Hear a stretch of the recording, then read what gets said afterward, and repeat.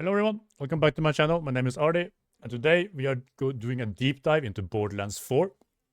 All I have seen is the first trailer, nothing else. So I'm completely new to this. I have no idea what to expect from this game.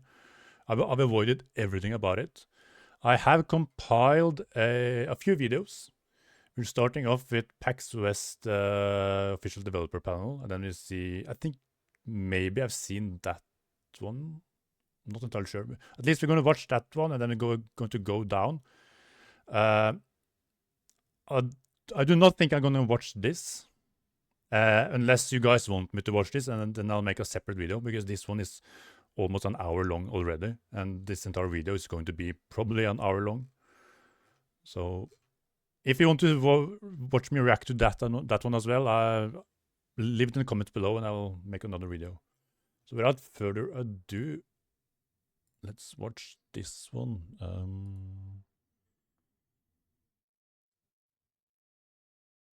My mod is saying hello, YouTube. Say hello to McLovin, everyone. All right. I'm so excited. I have no idea what to expect. No, I actually have no idea. I think it's open world. That's usually where games have gone in the past few years, at least games like this. And yeah, no, I'm trying to think about something, but I have no clue. Okay, let's just watch it. Good to see everyone. Wow, what a crowd. McLovin, tell me, by the way, if the sound is the sound of the video is higher than me, or I am comparable, just in case. All right, who wants to learn a little bit about Borderlands 4? Yes. You know what? Let's gauge how much we reveal by how much noise you make. Let's try that again. Who wants to hear a little bit about Borderlands 4? Actually tricked you. We can't reveal everything, but that amount of volume would have been dedicated to revealing the entire game. For those of you who don't know who I am, I'm Andrew Reiner. I'm the Global Creative Executive Officer at Gearbox. Randy Pitchford invited me to be here, a part of the Gearbox team about 2 years ago. And on my first day of work, he sat me down and showed me Borderlands 4. Whoa, you can't ask for a better first day of work. And I've been playing it pretty much every day since then, and it keeps getting better and better. But on that first day, what I saw... Okay. Hello, YouTube. Maybe have my jaw on the floor. Testing. I was blown away, and not just by what I was seeing on screen, but the ideas that the team is applying to this game. Oh, I'm so excited. It's truly outstanding, and I think I can confidently say we're making the best Borderlands game to date. Yeah, I hope so. But you said that about Borderlands 3 as well, and we saw how that and we have some of the team here to walk you through what we're making. And we're going to show you a little bit of stuff, too. Not from in the game itself, but you'll see some stuff.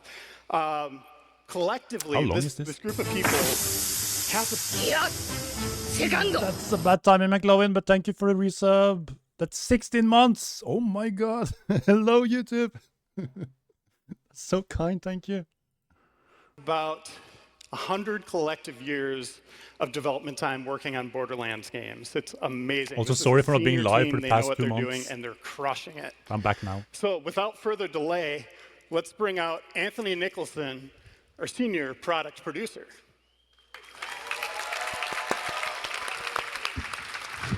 Hello. It's a majestic bear. Good to see you, buddy. What's up, y'all? Graham Timmons, our creative director.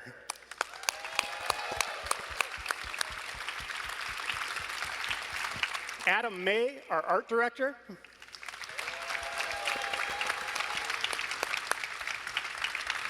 Sam Winkler, our narrative director. With the Gearbox logo on. Welcome to the stage, Sam. Stunning debut. Oh, he's and all then beige. Randy Barnell, our chief creative officer. No Pitchford. Okay. All right, let's start with the teaser trailer a little bit here. You're seeing that on screen. You got Elpis there. Varnell, let's go back to day one.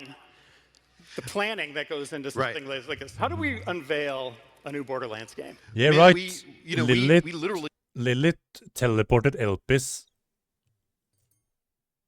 away from Pandora to the new place we're going now. I think I've seen that in the trailer.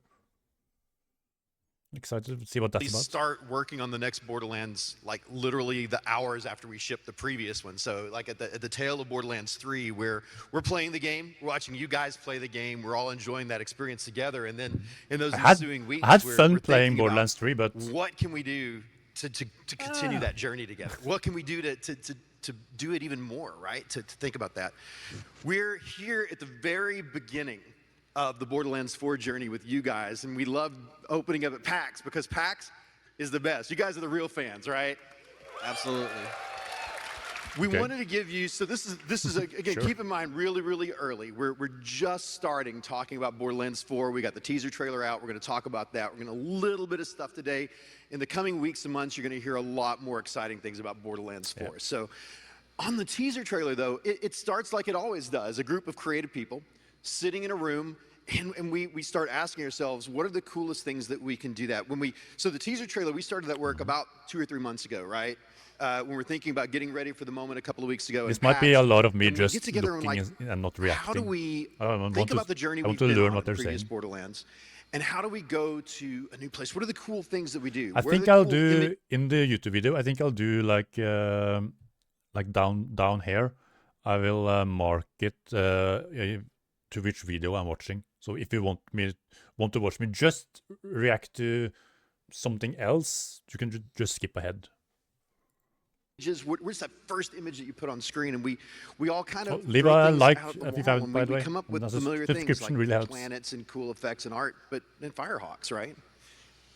Yeah, and what are some of those cool things that people will get really excited about? We want to make sure that they're pumped up about the things, but we don't want to reveal too much because that's why they're teaser trailers. But yeah, the Firehawk stuff, Sam, you guys really were thinking about how do we Lilith. want to hit each of these individual beats to make sure that people are excited about what we're trying to. I wonder if hint Lilith's at here. power has been Right. Well, the Firehawk is the beginning changed. of this trailer, but really it's the ending of Borderlands 3. Has anyone played Borderlands 3? Has anyone beaten it? I did. Endgame? I love No the one's at Endgame. fake ending in Borderlands 3. That's really fun. Sam, walk us through the narrative that's going on in this trailer. Well, so the last thing we saw in Borderlands 3 was the climactic events in which the moon of Elpis was going to destroy the planet Pandora. And our hero Lilith, a siren who is able to teleport using phase walk, sacrifices herself in order to teleport away the entire moon of Elpis. No, it's filled with iridium. That happens mere seconds before what we see behind us here. You wondered where the moon went? There There it is. it went somewhere. Somewhere. out Yeah, in the I've six seen- I've seen this. galaxies. A Same universe. same universe. Okay. Good to know. A patch of But it space seems like that it's- no one's seen in a long But it seems like it's broken down a barrier. Like it's been hidden from the rest of the universe. time, and there's a reason for that. We see the moon collide with this cloaking veil Yeah, okay, that is yeah. obscuring What I just said. a planet. And what we see next tells us a little bit about what's going on in that planet. That's a cool First, shot. this planet is hidden from the universe. Completely. Hasn't been seen in ages. So brand new. Reminds me of And Adam, you had a Skeleton Crew. nice contribution. What we're seeing here on these screens right now is the veil being shattered here. Can you talk about the- kind of the your whale contribution? protecting And you the had this kind planet. of eureka moment like, hey, I have an idea.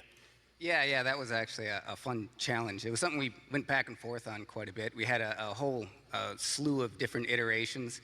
We actually started out with something more ethereal, kind of like a giant projection, digital projection around the planet. And Like Wub Wub if it were in visual form. yeah, exactly. just a little bit of sound up there, and that's it. But we quickly realized that just wasn't an interesting enough collision when the moon hits like a digital projection. And so we realized we needed to do something more physical with it. And so we looked at like breaking glass and a few other things. And finally I stumbled upon like some reference of these giant icebreaker ships that they use for exploring like the different poles. Yeah, I can see that. You know, crash their ships up against these giant plates of ice and they shatter and and fly all over the place. And we were like, wow, now that's something cool. And that was it. And then we knew we had something that was awesome. I mean, I don't know why I just didn't pull from all the existing reference of like actual planets colliding into other mystical invisible planets. There's a lot of that on the internet. Yeah, that would have made it easier for sure. But no, this was a lot of fun. It's always cool to pull from like real life things. Humor. There's so much like interesting, cool things out there that there's always a bottomless pit of things you can draw from. I would love that cap with just the logo, not Gearbox. There was like 17 of us on the Entertainment, call, but just the Gearbox logo. and he turned off his camera. And it turns out he was like directing and acting in his own little video. You're seeing it on the screens here, but we were stuck on that mask flip moment. Vernell, if you kind of want to go into that. Yeah, one thing I love about our fans is just watching the cosplay. Like, so many of you share that heart of creativity with us. Like, so you know what it is to make something, right? And look for that moment where it's you're about to reveal it to your friends, you're about to show it off, right? So you work on a trailer, and we look for those moments, and we really scrutinize over the like seconds and half a seconds of timing. So we were all in a call trying to figure out, and Randy Pitchford, I wish he could be here talking about this today. He got frustrated. He's like, okay, watch out, watch out. And he literally turned around where he has bandit masks sitting around him, right? Grabbed one off the shelf and took, you see it, I think back here, we took it and said, flip it around, like, this is how it needs to go. You want that moment, that iconic vision of the bandit mask with the vault symbol on it, flips around and hits, and it's timed that way in the video. And if you look at like what they did, the guys who put the video together for us literally mirrored that timing almost exactly. Like, it was the moment that we did that, and it's a dozen of those moments and 100 of those moments that make the game and make the games that we bring to you guys. Graham, I want to go over to you on the second half of this teaser trailer. There's kind of a raining effect, meteors coming in. Can you speak to that a little bit? Yeah, you know, there's a reason everything's in the trailer, right? We are going to a new planet. And, you know, Elpis shows up here, and are we going to destroy that planet as well? Meteors on the planet as an important element of what we're looking at here in the future. We wanted to have spectacle and you know, effects and audio go on, and really try to give people a little insight to this new world, this new undisclosed planet. Pixel? Do you guys see a dot right here? I can't tell. And how this source of chaos arrives here when this big moment happens, how disruptive it is to this planet and to what it's doing. And if you kind of go frame by frame through this, there's some secrets in there. A lot of people have figured them out, but there's also a city. There's civilization. We know you guys. We know that you're going to take every frame of that, every word that we say on this panel, and try to read in between what's going on. We have to be careful because there are marketing ninjas that will descend from the ceiling if we say certain trigger words. So we have to be careful. Let's go to Borderlands 4 now. Like, proper the game. True. When I was a game journalist in a different life, one of my favorite questions to ask developers was, we're going to deep dive into what Borderlands was that initial 4? Spark that led to the creation of the game? I have a list of video ready it's always different. after this one. Sometimes that spark goes all the way through the creation of the entire game. It could be a innovative gameplay concept. It could be a unique storyline, or no idea what creating an entirely game is new about. genre, super fun. like we did with Borderlands all those years ago, right? The looter shooter. This is the OG. Farnell, let's go into that a little bit. Just kind of talk about day one. Okay, so from what he has explained now, in this video, we are not going to see much, but we are going to learn the teasing from this, because this is from last year, as you can see. The next few videos we're going to watch, we're going to get a much deeper look into the gameplay and the guns and the world and the characters. And I also picked up a few, one streamer for now, who had a chance to play the game. So we're going to watch that at the end. When we knew, we kind of hit the ground running with Borderlands 4. Yeah, like I said, I mean, we sit down in a room together, and literally, if you we commiserate on being creators, right? We sit down with that empty whiteboard, that blank piece of paper, that empty pinboard, and we start thinking, we start asking ourselves, you know, and it starts at a really honest place. What do our fans love? What do we love? And where do those things intersect? Where do we find that Borderlands? Yeah, Borderlands if is you will, a super fun franchise. where we meet together last game in the wasn't middle of that- the things we love about this universe that we've shared It had together its for the faults. last 15 years. It was fun, right? but it, and we start putting things on the board. but And Borderlands then 2, we kind oh of my yes and. God, Putting I things love that back game. on the board. Yeah. Because our ambition is always greater than our time allowed. And so as much as it's about continuing Borderlands as it exists, there's lots of things that don't make it. And we kind of want to throw those back on the boards to kind of re-examine, like, that idea that we didn't have time for, how could... YouTube, by the way, I'm talking to my Twitch chat right now. Borderlands 3, it kind of fell short with the humor and the story. The making fun of live streamer and whatnot, it didn't really match into the world of Borderlands, in my opinion. I did like the last part where we met I don't remember his name, but the dad of the two twins. He was really cool. I liked him. We bring that to the forefront and actually invest in it. So we've got some great stuff that we've thought about for years at this point His that we're name is on actually my phone, but I executing can't this time remember. around, which is really exciting for the group of us who've been with the project so long to see this iteration and all these topics keep coming back and now having the ability to actually do them right. Yeah, maybe this will be the Borderlands that the left-handed guns finally make it. I wouldn't count on that one, per se, but there's some other stuff, I promise. That's I like what you said there, too, because there's two pieces of what you guys were talking about. We care a lot about what the fans say. I was the head of DLC. He was the creative director over DLC work. And so, like, we were always listening to you guys and trying to engage and see, like, what are those things that we can do to make stuff better. Speaking of fans, I think I saw Melody and Michael, who, there they are. So these folks, they're friends of ours now. They got married at PAX, which is pretty sweet. Oh, wow. Years ago. Hey, big applause for them. Hey, guys. So Love you guys. we engage with our fans. We really care. We want to see those things that worked well. Sometimes they throw stuff at us that we don't want to touch. We don't want to tackle. Yeah, we get some very clear and direct feedback, and it's part of our job to read it all. I promise you, we have gotten some very clear messaging from the community, and we're I'm very excited to see fortunate to have the gameplay community after that this we video. do have, that you guys are passionate enough to give us feedback. So we'll make sure everyone knows that's not lost on us, and we do watch our socials, we watch forums and whatnot, and I try to keep as much as but what listening we have in mind, the goals that 100% we to want the fans is accomplish not a as good idea. entertainers, but also make sure that we're A lot of fans just want more of one thing over and over and over and over, and they don't have the developer mindset behind it. They just want what they like, and that is not always the best. But I really like that they're looking at everything and just taking it in. But of course, they are developers, so they know what they're doing more than us. meeting our community and meeting their expectations for what makes a great Borderlands. Yeah, we care a lot about what you guys say, and so we'll take. What are the things that we did really well in Borderlands 3? What are some of the things that we didn't have time for, that we couldn't get to?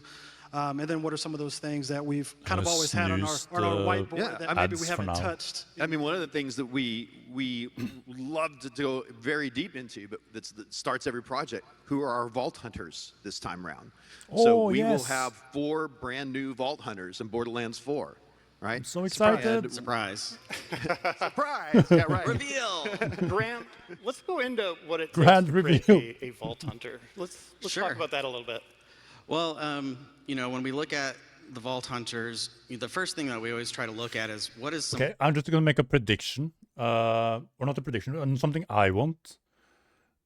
I want the vaults to be more accessible. Accessible. Like, imagine you're playing with a friend or 3 other friends, and you go into a vault, and that vault in itself is a instant dungeon or a raid that is just a harder content than what's outside the vault, and that alone gives you better loot. I really want that. fundamental like promises make the and worlds fantasies more that players might have that we want to explore. useful. So some examples might be, you know, starting way back on BL1 was like a soldier fantasy, straightforward FPS style character, right? Carried on to Axton. If you look at another promise might be our sirens. Our sirens kind of speak to a mage or sorcerer fantasy in our very like sci-fi world. But even between each game, as much as we start to identify these fantasies that we want to explore with these Vault Hunters, we also think about how can we change them up. So our sirens, you know, have been very, you know, ranged at times in some of their abilities, but then in BL3, we wanted to flip that concept from what Maya was to Amara, and she went more physical and melee based. So even though we have some similar promises, we think it's important that we switch it up and not do just rote designs game to game and how we can change them. And you know, Moe's is a big change to the soldier fantasy. We went straight up to mech. So when we look at these characters, we want to look at those fantasies and how we can fulfill them. And the other part that's really important for me as a designer is make characters approachable, interesting, always walking in front of the weapon you're trying to look at. Account for complexity. I think our RPG side of the game is so important, and just like our first-person side, where we're always looking to expand and add depth, we're doing that on the RPG side, but we don't want to do that at the cost of complexity. And so I always look at our characters and understand, like, between their action skills, how much management might be happening when you press that action skill button. Is it just fire and forget, and that's great, it's a simple return on your investment? Or is to get the most value out of this character, do you have to kind of manage your action skill maybe over time, or how you do it? Amara's fourth skill tree that we added in the DLC for Borderlands 3 is an example. A lot of hers were fire and forget, but then I really wanted to make sure that she had a management skill. And so her fourth skill tree is moving that phase ball around the battlefield as a way to like have a range of complexity just within one character. And Adam, to follow up on that, like you get the direction, hey, we want to have a soldier type or a new siren or something like that. Can you talk about... Well, I play the one where you go into the Psycho Dream world. Is that the DLC? I think I played a part of that. The end game in Borderlands 3 didn't really catch me. Like, end game in Borderlands 2 is like you keep going. Sorry, you keep going and farm better. Of course, it's the same loop in Borderlands 3, but Borderlands 3 didn't catch me on that end game loop. I really hope this game fixes that. The design that goes into these, you helped create some of these characters. Lilith, I think, is one of your... Yeah. Well, I've been involved since the first one, so Lilith was one of mine. Yeah. Nice. Love the cosplay. Creator meet Lilith, Lilith meet creator. Yeah, and well, our Vault Hunters across the board, though, have always been as different as we could possibly make them. I mean, they're misfits. I really hope we get another... I'm sorry for pausing all the time, but in the first game, I played Roland because I love turrets. Any gameplay I can have with turrets, I'm doing it. Borderlands 2, I played Axton, again, a turret. Borderlands 3, you have Flak, pet. I want to go back to turrets again in this game. I hope they do it. Anti-heroes frequently, but they're adventure hunters as well. So frequently, you know, we play with a lot of different ideas, different looks, different styles, different abilities, and we love those to actually influence the characters themselves. So frequently, they won't even look like a group of heroes that you'd expect to see together, kind of like a superhero group, but like a mix and match of all different kinds of them. But we also try to find like interesting ways to bring in all kinds of different backgrounds and histories and origins for them to make them each unique and special in their own right. But more than anything, it's about like fantasy fulfillment for us. You know, we want these characters to be somebody that we'd want to play and someone that our players would want to play. So it's really about trying to imagine like the coolest version of what you could possibly be in this wild universe. And Sam, you know, building off that fantasy, you know, you got to write the story for these characters, you know, world building, character development, tonality. Talk a little bit about that, like what we're doing with Borderlands 4, with tone and maybe character a little bit. Well, one of the privileges of working in the Borderlands franchise is that everyone sort of agrees what the tone should be and what is funny. and what type of storytelling we should be doing. And every joke lands. And every joke lands in the room. In the room. That's obviously a lie. Even within Gearbox, there's a lot of different ideas of what Borderlands is and what it means and what it should be in every iteration. Borderlands 1 was dark and gritty. A desolate wasteland, but it was a treasure hunt kind of across that space. Borderlands 2 was a much more active revenge story. You were taking down a tyrannical dictator. Borderlands 3, it was a race. It was beat the twins and the COV to the vaults. With Borderlands 4, we want to bring it back to the player. We want to make sure that the player and the vault hunters are the central character of our story. I like that. You are the heroes. Yes. 100%. The fans, literally. Thank you guys. Yes. We want to make sure that the world is Yeah, let's applaud for that. Fans, you guys are the heroes. We're here because you share the universe with us. We want to make sure that the world is reactive, that the world is grounded, that while we keep our humor that brings a lot of people coming back to our franchise in the game, we want to make sure it is situational and it emerges naturally. So while we're building these characters, we're always thinking about making sure that they have strong personalities, that they will react differently to different situations, and that we see the effects of that. Yeah, and whenever we're moving through, we're talking with design and looking at things on the artscape. Whenever we're moving through, we want to make sure that the Vault Hunters are the ones who are engaging and causing some of these things. They're the hero of the story, just like Sam was talking about. We've talked about things like putting Vault Hunters inside cutscenes and cinematics so that you can see them alongside and feel like they're a part of that story too. So a lot of those different things that go into I didn't really play much Amara. The one who is pushing things along and getting things but Amara is a fun character. Along for a ride. So I'm gonna interject with this. Who's the last? Amara, Flack, Zane, and Moxie. The one in the bear. I didn't play her that much. I think level 10 or something. Plan. You're gonna hate me for this. 20. You guys have a rare chance here. You have the four of the key directors of our game. There's hundreds of people working on Borderlands, right? But you have a moment here with our 4 directors that are going to go back and continue some really, really tough work on the game. You can influence them. So I want to do a little thing right here. We're not taking ideas and questions, but let's do a survey. Here's how you can influence them. We talked a lot about Vault Hunters, right? Okay. You guys have played most of you here have played through Borderlands 3, and I know because of what we talked about. Everybody has a favorite, right? So here's what I want to do. I want to take a quick survey in the room. I'm going to name a Vault Hunter.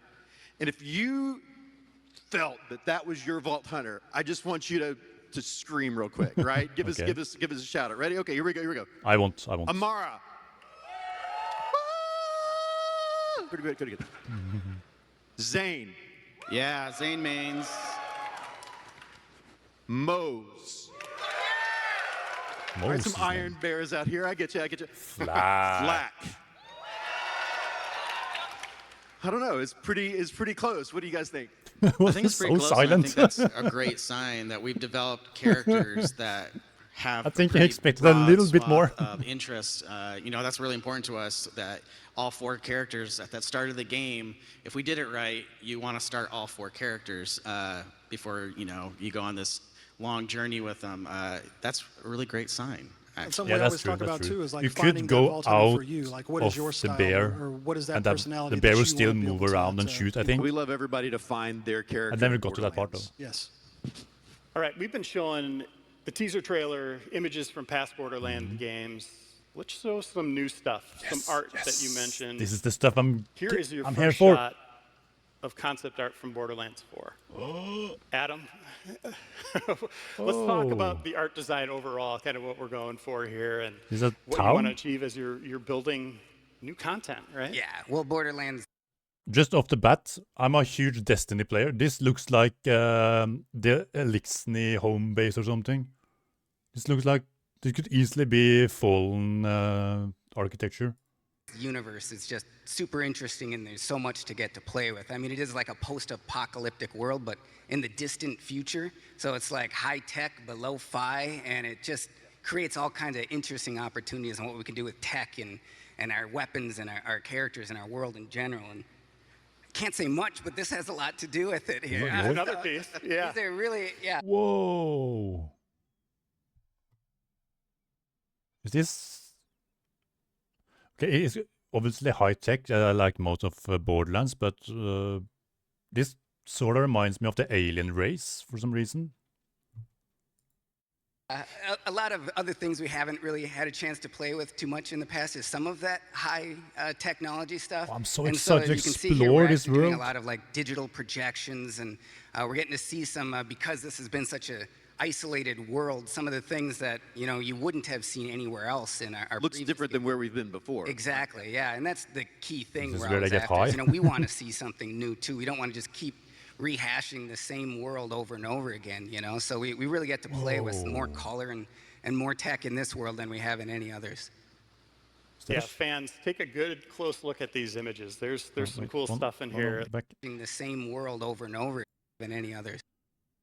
It kind of looks like a ship has been just shoved into the mountain. Like this is like a landing pad or something. Yeah, fans, take a good close look at these images. There's some cool stuff in here. Like having played through the games and seeing some of this, I'm like, oh, there's some good stuff in here. Yeah, this definitely is the most diverse and beautiful game we've ever made. So I'm really excited. You can go there and kill that. They said the same about the You can kill everything. third game, Yeah, but yeah. I think I'm what's sorry, great also I'm about weak those for shots, Borderlands. I'm gonna love it we anyway. kind of highlight this whole idea of, like you were saying, tech that's been repurposed and kit bashed. I think in BL1 we kind of did a great job of establishing a tech level, and even with that, we're looking at ways how to kind of bend and break some of those tech level rules this time around to continue to kind of find something new and interesting for players to explore. And one of the wonderful problems we have is we have so many great characters. Like we just talked about some of the Vault Hunters. Varnell, go into that. Like the balance between something new and... Did the teaser show any Vault Hunters? We almost done going into next video, but I don't remember seeing the Vault Hunters. Sam, you could jump in here too, I think, on just striking that, like bringing back old favorites versus new. No, we're creators, and we have... I'm so excited to learn more. 5 games, big games deep into a franchise, on the main Borderlands line, including pre-sequels. I totally forgot about it. And man, it's a great problem to have, where we have a ton of characters that we want to spend time with, and I was like, by the way, we 5 games. do incessantly listen to what you guys talk to on the internet and on forums and stuff like that. We listen to all of the characters that you love and the characters you don't love, and we want to do that. But we're also creators. We want to come to the table and we want to add something new to the... I can show it real quick. I think here. Yeah, I have a few videos lined up. Story, gameplay, and whatnot. So we're going to see more. The sauce every time, right? Absolutely, and with the new planet comes a lot of new characters. In fact, in Borderlands 4, we're trying to focus on new characters and new stories, answering questions about... It's probably a little bit more new than yes. Oh, because we're in a new planet, a brand new place, right? You can do anything you want. Yeah. That's a true statement. That is correct. You can say that. There'll be new characters in this game. A couple familiar ones. But really, I think what I kind of take away from all of that is we do like to consider ourselves storytellers. Okay. And it's really, we love creating characters with depth and complexity, personal struggles that they go through that we can explore. And I think that's why our characters have resonated with our community. And we have people who do incredible cosplay like they have, because we try to create characters with depth, and we want to show time in every game, but players can only handle so many ideas and so many characters in one time before it kind of becomes, in our very first-person shooter, run and gun, shooter-looter world. I'm so excited to see the gameplay. Going off. Can this be over soon? soon? Really complex and hard to follow. And so I really like that this time around we're focusing on newer characters and telling their stories more clearly and concisely, as opposed to having a massive cast that we have to kind of juggle between all these points. So I'm really excited about kind of that focus this time around. I think the storytelling is going to be much stronger for it. And that was something that we experimented with a lot in the DLCs for Borderlands 3. Yes. We treated those as standalone stories, very tight, concise arcs, and if someone was in that story, they had a very strong purpose there, and they themselves went through an arc. And we're trying to bring that mentality to this new project. But still, Does the Tiny Tina game count as a Borderlands game? It kind of is the same, but it's a separate version. vast world, right? Yeah. Big, absolutely. And we want everybody to Not care the about those DLC characters in one way or another, in, right? Like people don't Borderlands 2, spend but the hundreds of hours that you standalone guys game. do cosplaying stuff that you don't care about. So we want to make sure that there's something for everyone and that there's personality behind it, and they look cool and they're badass. I feel like we're getting a little too comfortable here. We're getting into a bit of spoiler territory. We're at time, but we have a lot more to share in the future, and we can't wait for you to see Borderlands 4 coming 2025. Why Thank is you, this everyone. played I the gotta most? hand it over to Dan Hewitt again. Hi. Hi, Dan. Hello. Thanks, guys. Really Thanks, guys. Thank Thank you so Hi, much. everyone. Let's give them a round of applause, y'all. What? What is this? Okay, let's go to the next video. Official first look. Is this the one I have seen? I don't know.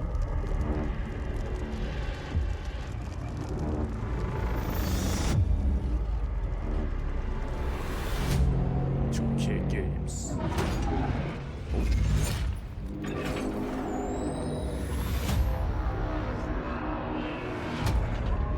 Whoa.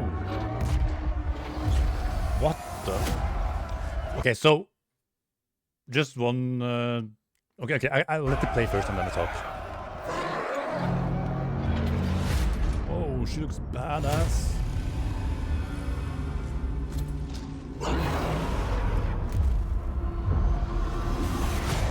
Oh, the aliens! Whoa! We're gonna learn more about those. Oh my god!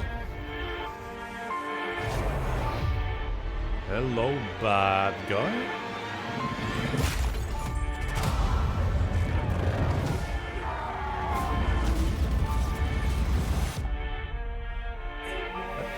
I might have seen this actually. This looks kind of familiar.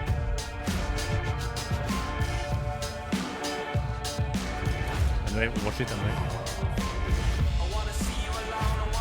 Okay, I have seen this. Borderlands music. Oh. We're gonna go over the video after it's done. Whoa, pod racing! Whoa!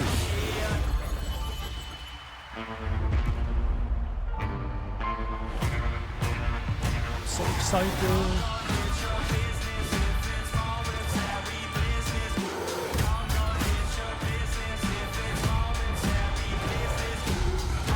Great. Yeah, the grapple hook, I remember that. And he has access for weapons. Who is this? He's activating the vault gate.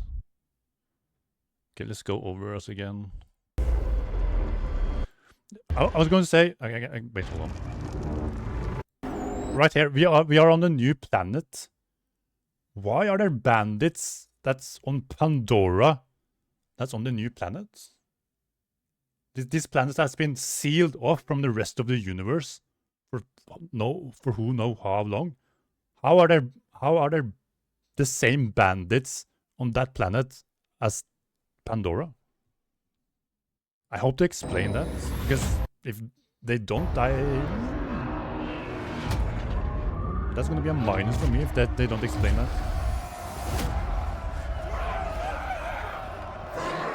Unless just every world has the same bandits.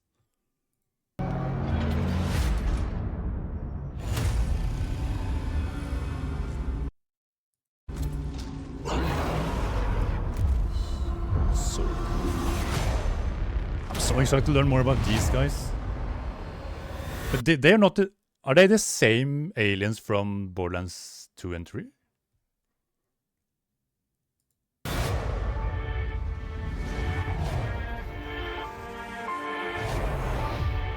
case copyright stuff happens.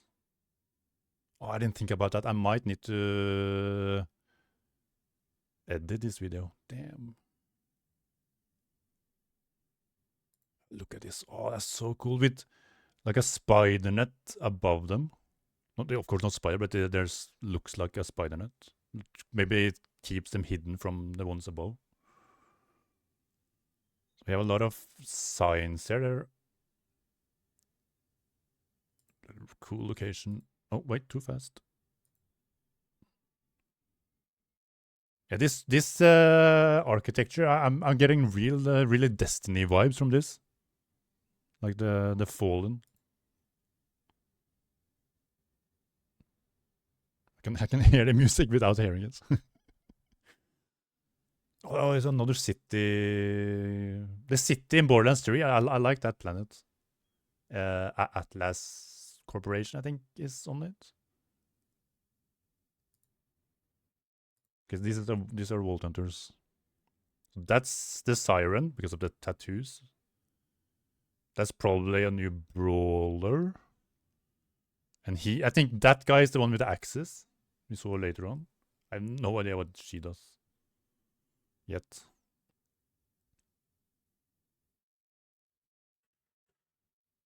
Yeah, he's sort of like a Diablo player, just running around with axes and spinning and whatnot.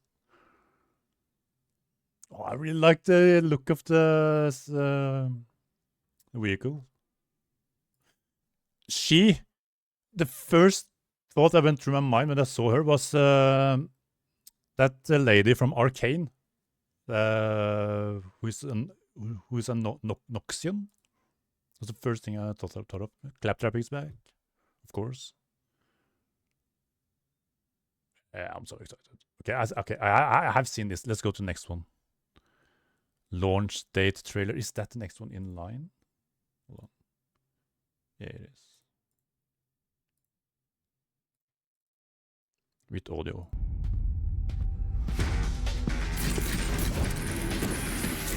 Wake up and I'm feeling like a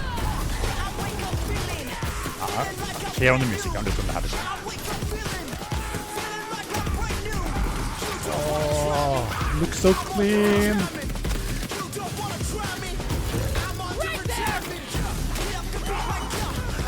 I see we have TDR still. TDR weapons. Yeah, the grapple hook is going to be so much fun. Whoa, what the hell is that? Was that a disco ball? What was that? Whoa, what? Wait, what? Is Siren going to be the one with pets? Turret pets? Oh my god, I'm gonna play a Siren? Okay. Usually not my first pick, but if that's the case, yeah, I'm playing Siren.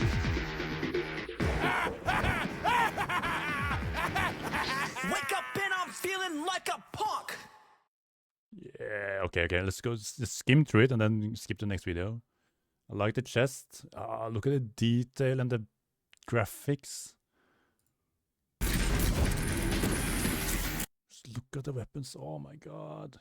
Okay, that's a handgun, SMG, AR, money, ammunition. Wake up and I'm feeling like a... Whoa, look at the scope.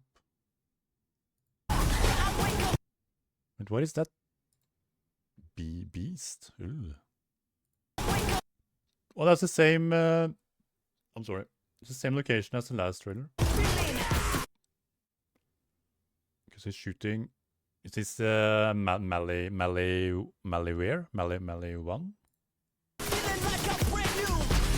Oh, okay, yeah, look at this. He's pulling up 2 axes, fire and ice. That's so cool.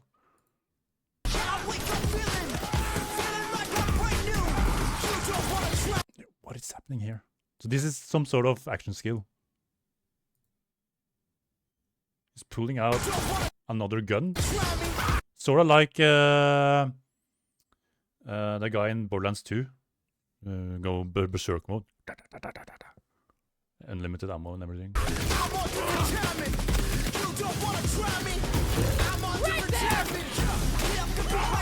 Wait, did he toss 2 weapons? He tossed 2 weapons?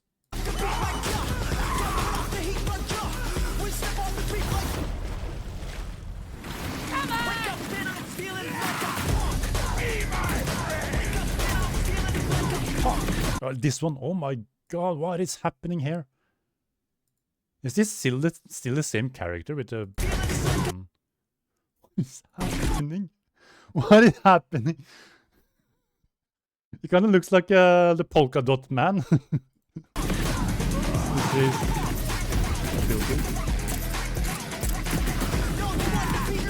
Oh, look at that. Is that a continuous firing rocket launcher?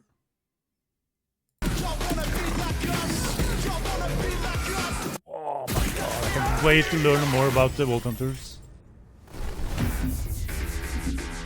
Okay, next one. Gameplay trailer. What use is a Vault Hunter? What use is a killer? She has a cat! A brute. A rule-breaking, oh, he's a shield. running and gunning natural disaster. Oh, he's the guy with the axes. Okay, I thought it was the other guy. In a word, What? mayhem. I take that personally.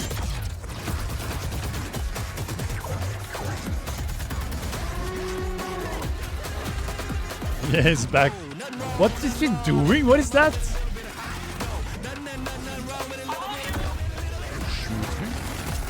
Oh, minigun! I noticed something. I'm gonna go back. Interior. Oh.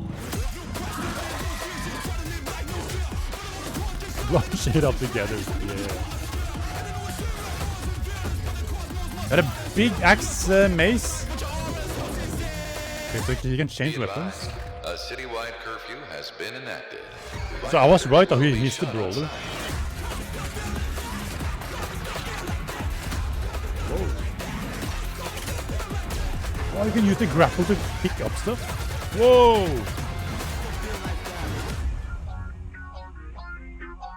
Okay, let's go again. What use is a... Without sound this time. Okay, so she can summon a cat and a version of herself, it seems, with a sight. Oh, she's such a cool design. Okay, so this guy is a tank, basically.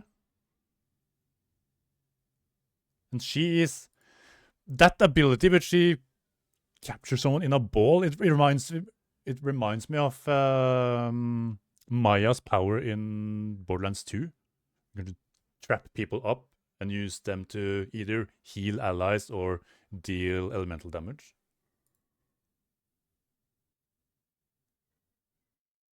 And this guy looks like he's kind of reminds me a bit of Sane. Mega Man gun. So this is him then, okay. So he has weapons on his side. So he is some sort of tech guy.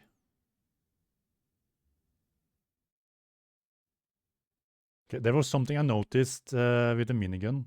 Okay, so you can trap more. And maybe if you attack one, all of them take the same damage. Shoot me. Here.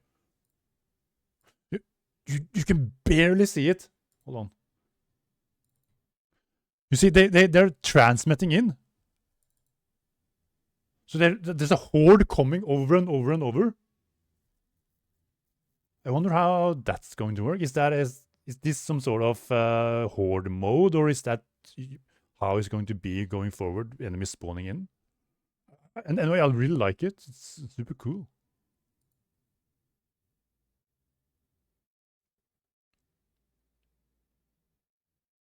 I love the guns that have. You can toss them and they do stuff. Oh.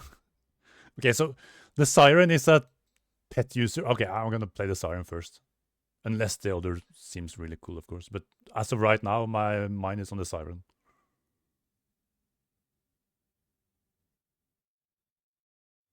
Okay, let's go to the next one. Game. Oh, the video is actually called Deep Dive. Okay. No, don't skip ahead. Hello? Heyo! 18 minutes. I'm Randy Pitchford, Heyo, Randy. founder of Gearbox Entertainment. Today, we're giving you our deepest look yet at Borderlands 4. All the excitement, loot, and gnarly carnage all running on PlayStation 5 Pro. Since creating the looter-shooter genre nearly 16 years ago, we've continued to refine the formula, delivering better loot, greater freedom, and endless mayhem.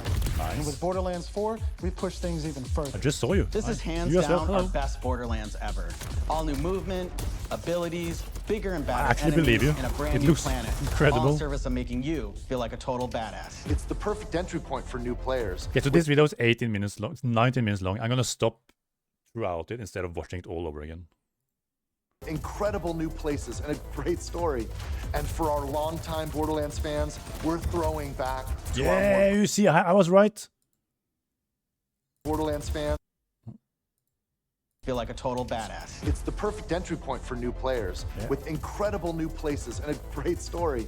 And for our longtime Borderlands fans, Okay, I we're was right. Here, you shoot one and all of them take damage. That's really cool.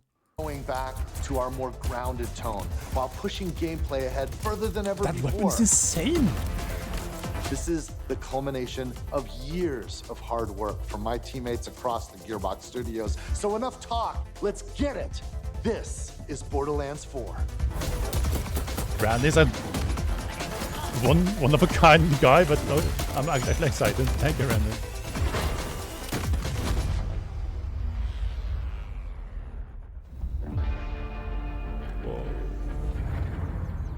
Borderlands is an unforgiving sci-fi universe where life is cheap and guns are plentiful. You play as a vault hunter, a badass mercenary with powerful abilities called action skills. Today I'm playing as Vex, our new siren. Okay, I was in for the beasts, the pets alone, but she's a demon basically. Succubus. She wields supernatural phase energy Oh, she's a succubus. to devastating effects. Or a not a phantom, but the creatures. It's not vampire. There's a DC villain who has like sort of that abilities. I don't remember her name. She can use that energy to empower herself or channel it to conjure deadly minions that fight alongside her. Yes, minion class. And because everything's better in co-op, I'm joining as Rafa, Rafa. a former TDR soldier who wears an experimental exosuit. TDR. He can Nice. deconstruct an arsenal Wait, of weapons, like the razor sharp. He's a TDR. What is it? TDR merchant? No, not merchant. And because everything's better in co-op, I'm joining as Rafa, a former TDR soldier. TDR soldier. So his arsenal is going to be basically TDR, throwing stuff and make them walk around or fly or explode. Oh my god, yeah. This is gonna be so much fun. Who wears an experimental exosuit. He can deconstruct an arsenal of weapons, like the razor-sharp arc knives. These are two of our four new Vault Hunters that you can play at launch. Spin to win. Borderlands 4 takes place on Kairos, an all-new planet Kairos, okay. steeped in conflict. For thousands of years, the Timekeeper kept the planet hidden, Timekeepers. controlling its inhabitants with bolts, cybernetic implants fused to their spines. Okay. Anyone who stepped out of line was brutally crushed by his army of synthetic soldiers known as the Order. Wait, what did he say? Synthetic order? Known as the Order. Synthetic soldier. So they're not aliens? Anyone who stepped out of line was brutally crushed by his army of synthetic soldiers known as the Order. Okay, so there are Kairos inhabitants transformed sorta into that alien-looking being. Until 6 years ago when Elpis showed up. But This rogue I'm sorry, I'm talking. How long ago? That is until 6 years ago when Elpis showed up. 6 years ago, okay. This rogue moon was teleported away from Pandora at the end of Borderlands 3 by the legendary vault hunter Lilith. Whoa. Okay, so this is on Elpis. Either Elpis is shooting down towards Kairos, or Kairos are shooting up to Elpis. Either way, they're connected, so it won't fly away. Or that's okay. That's kind of crazy. They attach cables to a moon to keep it in place, so it don't just drift away. That's crazy. When it reappeared across the galaxy, it crashed into the protective veil around Kairos. The results were devastating. A planet-wide cataclysmic event that disrupted the Timekeeper's perfect order.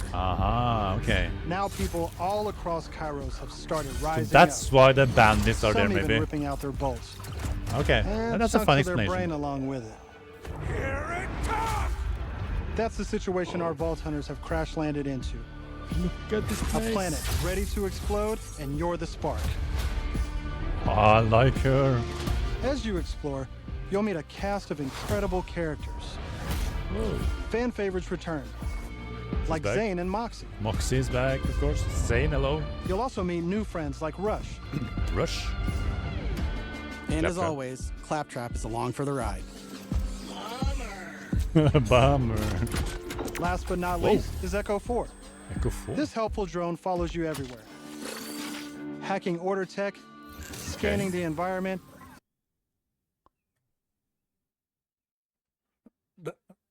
That's Destiny. And helping guide you Yay. to objectives. I like that. But enough of all that. Let's get into the game. Gameplay. Thanks to our improved lobby system, it's easier than ever to join up with your friends on the fly. Whoa. I like the UI.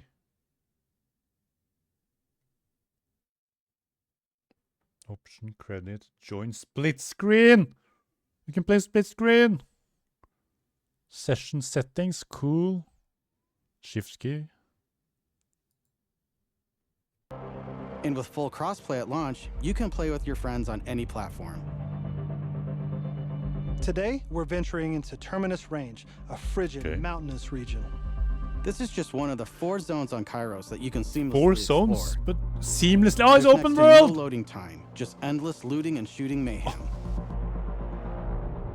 For our current mission, we need to Whoa. break into a secret black site located deep in the Amara. mountains. One of the Wait, Timekeeper's general before we go on.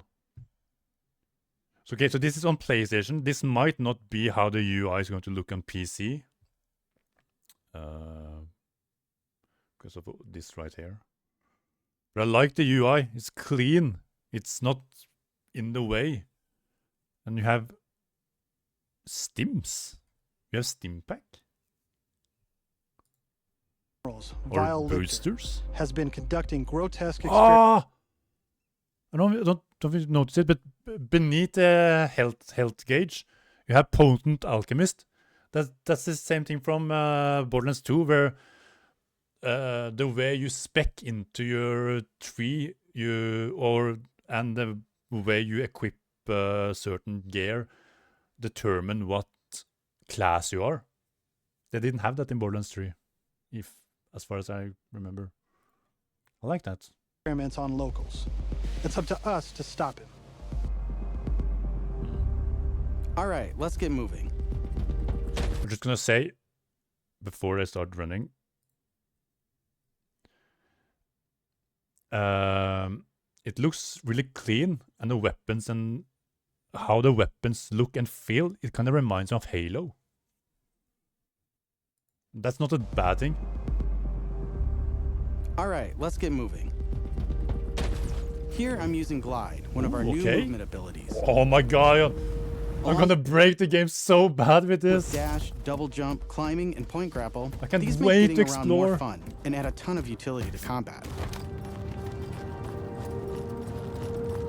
the sound as well. Traverse, Kind you'll of uncover sounds a like vast Halo. and beautiful world.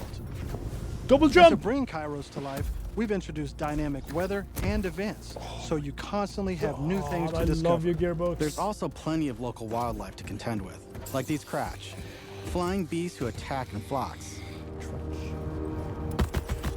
Oh, that sound. Oh my god, that sounds good. Here we've come across a silo, one of several new activities in Borderlands 4. You'll naturally discover short gameplay experiences like this all across Kairos. There's no need to pick up a mission first. These are auto-granted and tracked on your HUD. Okay, cool. Silos house old, decommissioned order tech that you can hijack for the Crimson Resistance. Wait. Deorbital descent. Meet with Amara. Deathrite. Claim command console. Okay, so that's this one. So Echo 4 is just doing we'll all hack the into their interaction for network you and instead. release the communications balloon. Can't read that. Silo complete. Deathrite. Okay.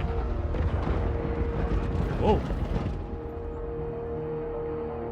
Oh, okay.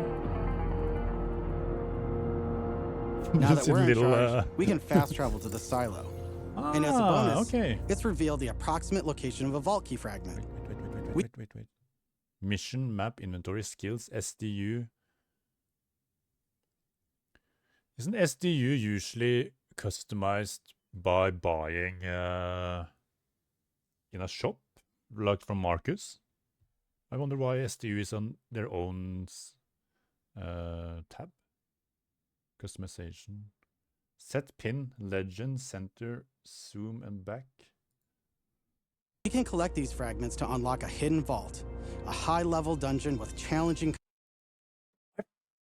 I fucking called it! I called it! Yes! Oh, that's so much fun! combat. Yes! Let's get after it. Whoa! Look at this. No full damage, of course. Nice. You don't need full damage in the game. Another like nice thing about silos is you can zip line up and take off. Ooh, sort of like Apex. Apex Legends. Look at this world. It's so huge. I want to see the world map of everything. This is coming in September, right? And if that's not fast enough for you, you can always pull out your personal Wait, I vehicle. saw something. Assault rifle mode. So you can change between maybe burst and one shot and auto.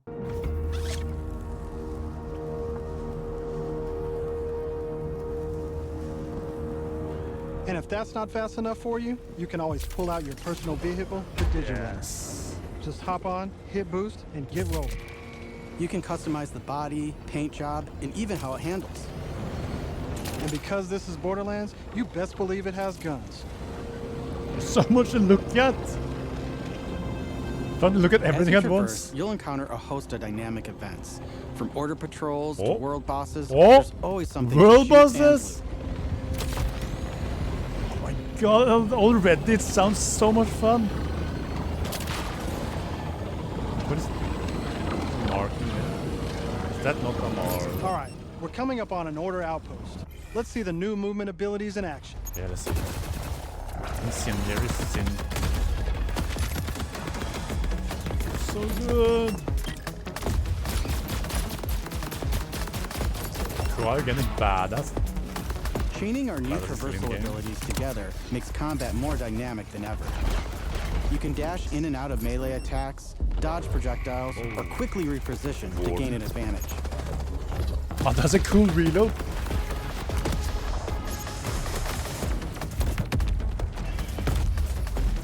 Oh, cool. You can see the area effect. You can jump over it. That's cool. He grabbed it. Breach armature.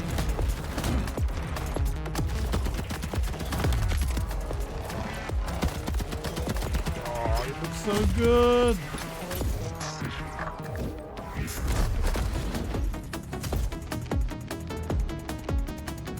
Now I know that there's a vault. Because there's a vault fragment in here. I wonder how many fragments there is.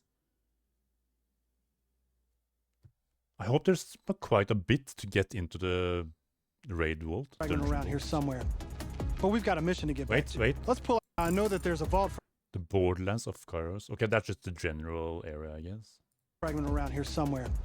But we've got a mission to get back to. Let's pull out Echo 4 to show us where to go. More stuff. Get back to. Dark subject main mission. Rewards. You get a gun, either blue or purple. You get money, XP, and you get a customization. That's cool, as it's normal. So I assume when you complete the story, you get into true Vault Hunter mode, and then that might change to hard. Unless you can change that yourself. View mission log. Let's pull out Echo 4 to show us where to go. Because in... I'm not going to go back, but in... where was it?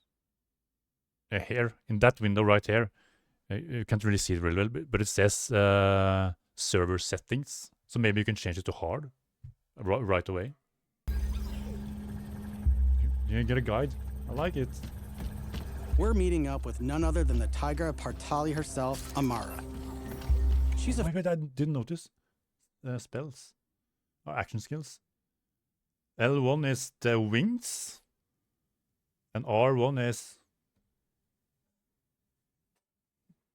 I don't know, a robot? Former Vault Hunter and exotic pet sitter from Borderlands 3. She came... Yeah, you can see the AR is now in pistol mode. So pistol mode is probably tap. To Kairos in search of Lilith, and is now helping us take down the Timekeeper.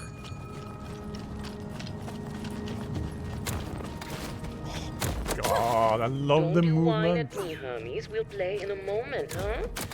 Mara. Agree to pet sit for a few weeks, and the next thing you know, you're having full conversations with animals.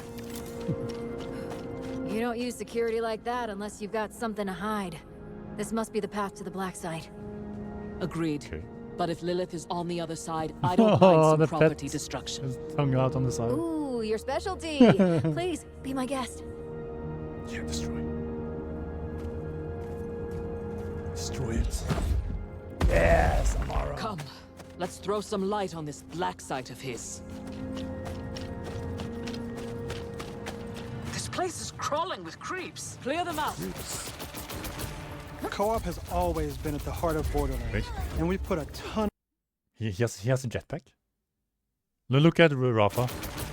Co-op has always He has been a at the heart jetpack? of Borderlands, and we put a ton of work into making it better than ever. Our improved lobby was just the start. What? You can also set your own campaign difficulty independently of the rest of the party. Energy? This way, everyone can tune you the have- experience to their liking. And you don't have to worry about loot Detonate? ninjas stealing your drops, as loot is always instanced for each player. Detonate? Plus, if you ever get split up, you can easily fast travel to your friends. I don't know how that And works. two-player split screen returns so you can enjoy couch co-op. Regardless of how you play, we just want you to be able to hang with your buddies. So this right here is the action skill. The amount. And earlier she did something, and maybe the detonation or something gives you energy back. So it goes up again. And have a great time. What the hell is that? Damn.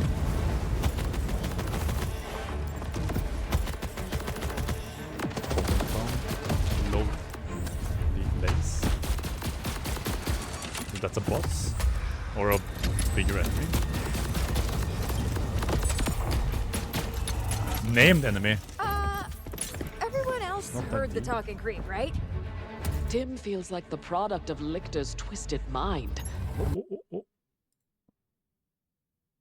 I saw she used that, but I didn't notice what. But you see here, the buffs, crit, I assume, and it looks like two weapons pointing to each side. So maybe perfect reload or something. I don't know. Tim feels like the product of Lichter's twisted mind, another of his experiments. If he's doing this to creeps, I shudder to think what he's doing to Lilith. We need to get inside. That air vent. Let's check it out. Oh,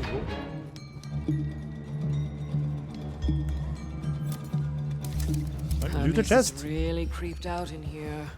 Go back, loot the Not chest. me, obviously. Hermes. Now that we're in the black site, let's take a moment to talk about loot.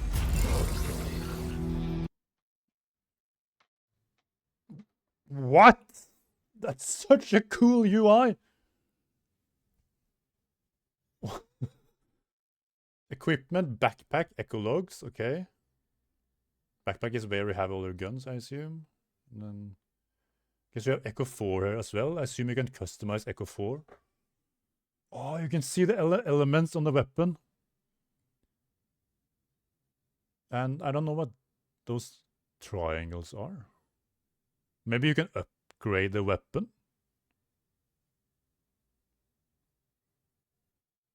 Okay, so wait, shotgun or sniper, SMG, that's a shot, I don't know, guns. But down here, so that's shield, I assume. But isn't that a weapon as well? It kind of looks like a rocket launcher or grenade launcher or something. But why is it on its own? Why is it not here? And then you have something down here as well. Well, that looks like it's...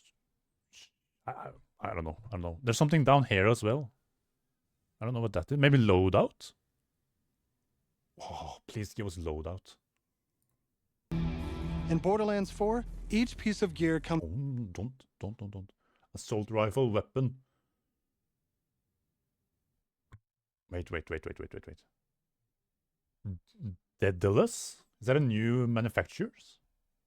Daedalus? Or is that the perk of the weapon? Secondary fire consumes pistol ammo.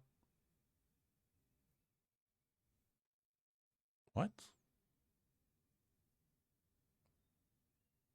So, right click consumes pistol ammo instead of... Okay, that's pretty cool. If that's the case. From Toggle junk, unequip, drop, back. There's one more. of 8. Maliwan. You see the DP. Oh, I love this. Torg license sticky mag. Fire sticky gyro jets that explodes on reload or when switching modes, which increased explosion damage by 3% each.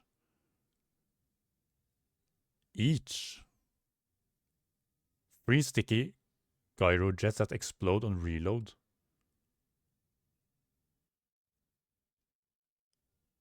Oh, okay. So there's not a stack. There's you have 30 in the magazine, and if all 30 hits the target and you reload, they explode. Okay, that's cool. Tidior. So wait. I just noticed it's a Maliwan weapon with Torg and Tidior. What? Shooting. What? Okay, let's keep going. 8 manufacturers with their own character. 8 manufacturers. Ripper. Okay. Weapon charges before firing in full auto mode. Shotgun. Characteristics and trademarks. Order. Weapon can charge up to fire multiple. Oh, cool. There's Jacobs. With we get to see them. black powder weapons. Jacobs. The Revolver. elemental expertise of Maliwan. Vladov, who solve lower accuracy with more bullets. The toss to reload Tidior. Yeah, I love Tidior. Or Torg with explosion. He said it for me. We also have 3 new ones. Order with powerful charge and release blast. Fully auto rippers. And the reliable, easy to use Daedalus, which can use multiple ammo. Ripper, doesn't he have sort of that type of guns in Borderlands 3? You shoot saw blades and stuff. Release blast. Fully auto. Yeah, I think we have these guns in Borderlands 3 as well, but they didn't have any Auto rippers, and the reliable, easy-to-use Daedalus, which can use multiple ammo types. But that's just the start. We've introduced an all-new licensed parts system. This allows for behaviors and abilities from multiple manufacturers. Okay, so that's why they had different stuff on it. Oh my god, the customization is gonna be insane! To spawn in a single weapon. For instance, this flat-off... Imagine finding a god gun. Like, you think this is the most insane gun you have ever found, and then someone else find the same gun, but with different settings on it, and it makes it even more powerful. Oh my god. Rifle features a Torg mag, Hyperion shield, and a Mali 1 elemental switch. This is kind of mind-blowing. It shoots fast and explodes things. The higher the rarity, the more parts that can randomly spawn, creating wilder and wilder loot. And that's before even getting into alt fire modes, underbarrels, and elemental damage. The possibilities are truly endless. To support playing with your favorite Wait. Enhancement slot. Element Torg. Weapons with Torg license parts, fire stickies.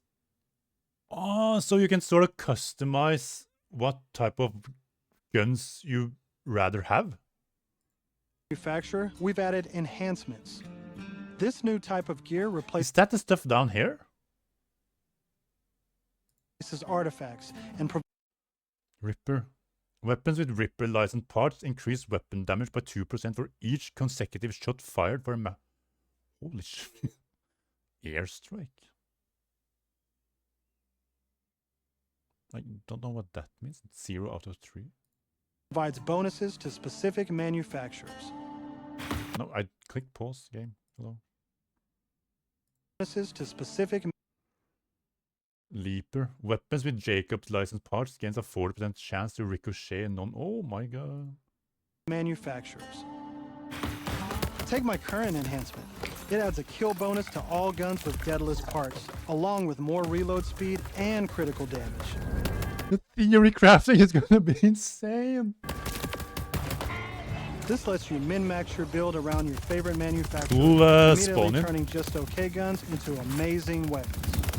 Oh my god. Finally, we've heard your feedback, and we've overhauled our drop rates and loot across the game. We've worked hard to make sure all our gear feels better than ever, while also making rarity matter again. Yes. This makes for our most satisfying loot chase ever. Yes. And at the top of everything are... Because in Borderlands 3, I remember the forest area where you go up to the mansion. You have to take the lift going up. Before the lift, there was a goblin, or a loot goblin spawning, and he dropped legendary after legendary after legendary. You can just stay there and farm legendaries all the time. Like, what's the point? I want to do this in endgame, not on level. These have always had unique effects that you won't find on any other piece of gear. But in Wait, what did he say? This makes for our most satisfying loot chase ever. And at the top of everything are legendaries. These have always had unique effects that you won't find on any other piece of gear. But in Borderlands 3, they drop too often. This not only devalued legendaries, it made everything feel less valuable.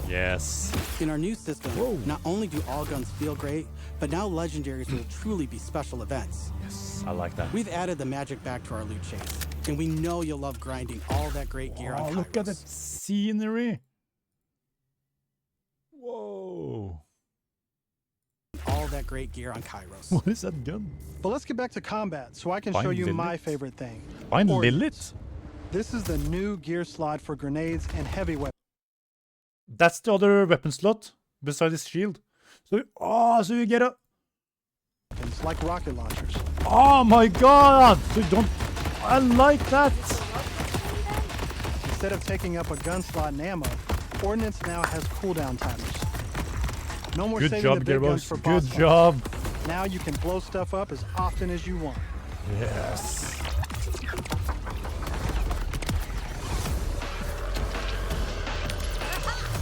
Level up. Before we go further, let's talk a little bit about action skills. Yes. Skill tree. Every Vault Hunter has Oh my god. Oh my god, oh my god. Oh my god. Oh my. Oh, I'm so excited. Vexcalation. This 3 apparently, I think. A set of 3. I love the wings. Oh, I want to look at what they do. So she has this one equipped. That's hair. Okay, I'm just gonna let him Unique action skills. These are class-defining abilities. Nope. I'm gonna read. Incarnate action skill. Vex.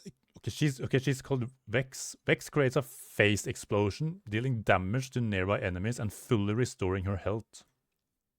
While active, Vex can use Eldritch Blast and gains increased movement speed. Eldritch Blast. Press L1 to fire an Eldritch Blast. That's the orb she sent out, I think. From her offhand, dealing damage to nearby enemies on impact, dealing... Wait.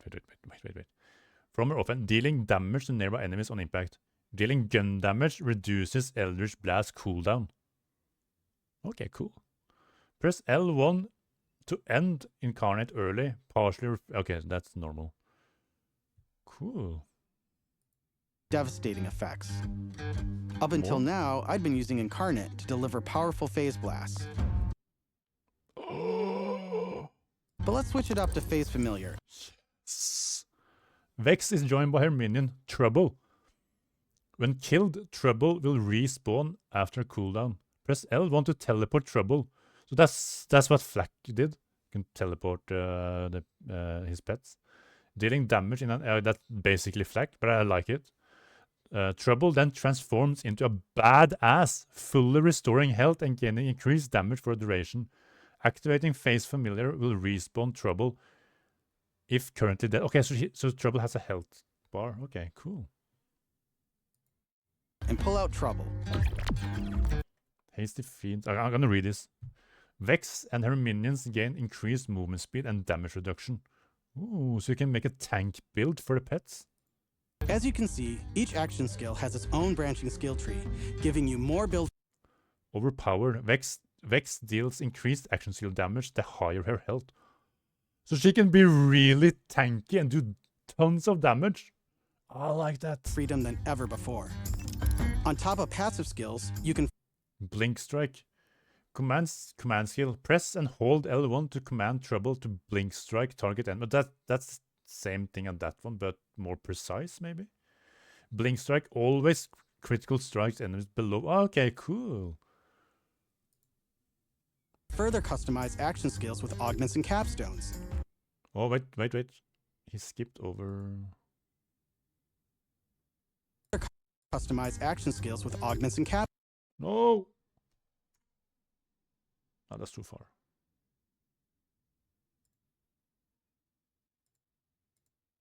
How did I just do...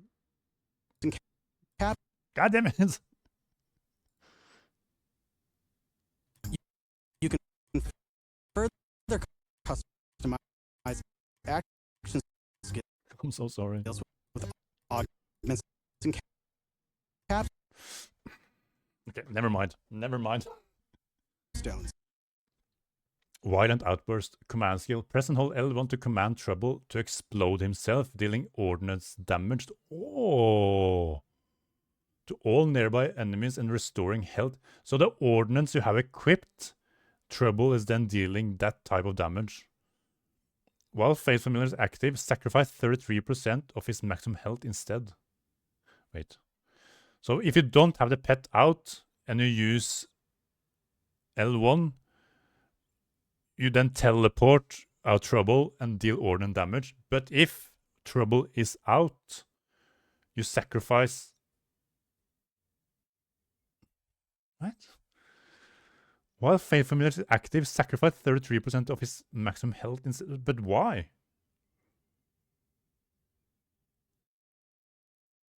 What's the point of doing that? Sacrifice 33% of maximum health instead. I don't get why, but okay. These are socketed enhancements that add new behaviors and functions to your action skill. Different builds completely change how combat plays out. resulting in near endless freedom. Trouble bubble. Trouble now gains overshield whenever he deals damage. While Face Familiar is active, Trouble gains an elemental aura, dealing orange damage over... Oh my god, Trouble's gonna be insane. To experiment. You can swap unlock augments or capstones on the fly, or completely respec your skill trees at hubs around Kairos. Okay, I was thinking maybe that on the fly, but I like that you have to go back to hubs and do it. This gives us a chance to talk. But you have undo down here. Maybe that's just for the last thing you picked. About traits. Wait. Face Covenant Vault Hunter trait. Vex is attuned to the elemental type of her current gun, converting all action. What? Each Vault Hunter has a unique passive ability called a trait. For Vex, her action skills attune to the element of her equipped weapon. So by swapping guns, I can change Trouble's damage from kinetic to shock, fire, or any other elemental That's so type. cool! And you also, can pet! You can pet the cat. Dead end. Or is it? And now we got more skills down here. Cool. Let's see where this vent takes us. Wait. You don't really see it, but it says incendiary down here. Right now the weapon is incendiary, but if we click down, it changed to corrosive, it seems. Gods. Are those test tubes?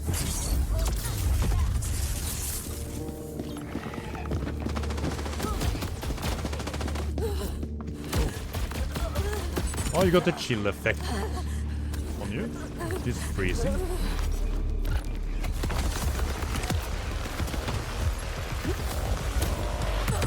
Stab. I'm trying to look at everything. It's not easy to keep up. Oh, that's a cool looking gun.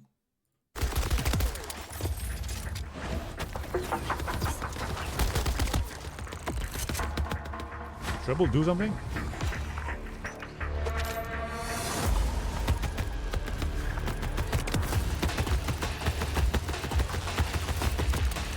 I'm down. No. But thankfully, our fight for your life mechanic makes a return. Of course. Of course, I could have avoided it in the first place if I had just used my...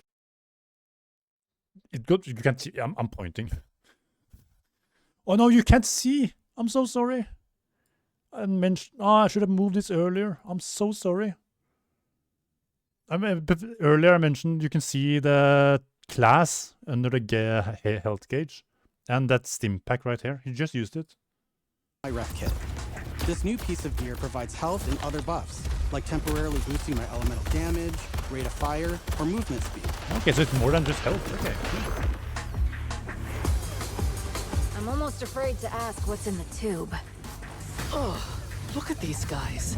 Are those crystals growing out of them? Is that how those alien-looking people... By the way, if you're looking to experience the story again or just grind for loot, we've added full mission and boss replay. That's right. No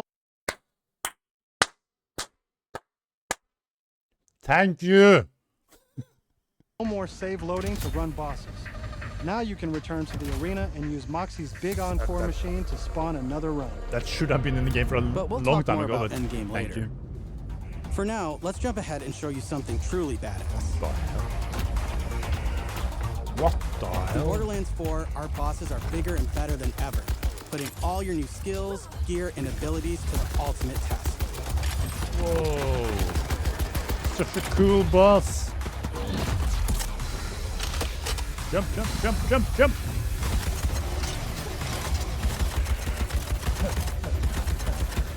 Whoa, whoa, whoa, whoa, whoa, whoa, whoa. Spoilers. Yeah, spoilers. That's enough of that for now.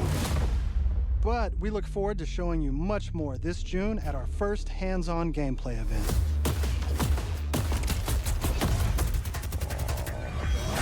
And from everyone at Gearbox, thank you for joining us.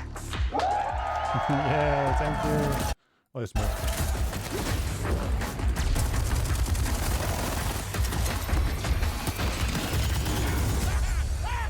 Break free. Borderlands 4. I have more videos, let's see. Making Vault Hunter.